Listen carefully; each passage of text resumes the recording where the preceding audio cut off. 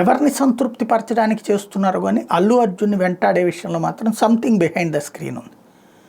నాగార్జున విషయంలో చాలామంది రేవంత్ని సపోర్ట్ చేశారు. ఎందుకయ్యా అంటే నాగార్జున అది ఆక్రమించుకున్నాడు. బట్ పర్మిషన్ ఇచ్చినోడు ఎవడు అంతకుముందు అంటే అప్పుడు ప్రభుత్వంలే అన్నారు.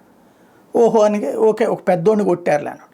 అల్లు అర్జున్ విషయంలో కూడా సమర్థించారు. ఎవరు ఇతని మీద కేసు పెట్టాను. కానీ దాంట్లో సమర్థించేటటువంటి వాళ్ళలో భిన్నాభిప్రాయాలు కాస్త ఎక్కువగానే ఉంది.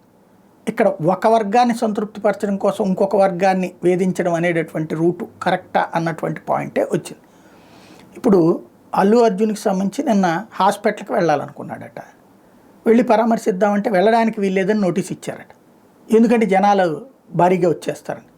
మరి అదే అల్లు అర్జున్ పోలీస్ స్టేషన్కి వచ్చాడే, సంతకం పెట్టిపోయాడే, మరి అక్కడికి రాలేదా జనం, ఎగబడలేదా? ఆ మాత్రం చేయలేమా మనం? అంటే అక్కడ ఏమన్నా పోనీ అతనికి వ్యతిరేకంగా నిరసనలు ఏమన్నా రేగెత్తిస్తా, లేకపోతే కనుక ఎవరన్నా వస్తే అడ్డుకుంటామని ఏమన్నా పిలుపులు ఇచ్చారా? అల్లు అర్జున్ వస్తే ఏదో గొడవ చదువుద్దు అనుకోవడానికి. అతను పరామర్శించడానికి వస్తాడు. ఏమైపోతుంది పరామర్శిస్తే? చేతనైతే మనం కాసేపు ఆ బయట హాస్పిటల్ దగ్గర తలుపుల దగ్గర ఆపితే ఒక 5 నిమిషాలు అతను పరామర్శించి వెళ్తే ఎంత బాగుంటుంది. ఆ పిల్లాడు కూడా అల్లు అర్జున్ అభిమాని కాబట్టి అప్పుడు అల్లు అర్జున్ వెళ్తే పలకరించి స్పందించేటటువంటి తీరు వేరుగా ఉంటుంది కదా. ఈ విషయంలో మాత్రం పోలీసులు బాధ్యతగా ప్రవర్తించినట్టుగా అనిపించట్లా.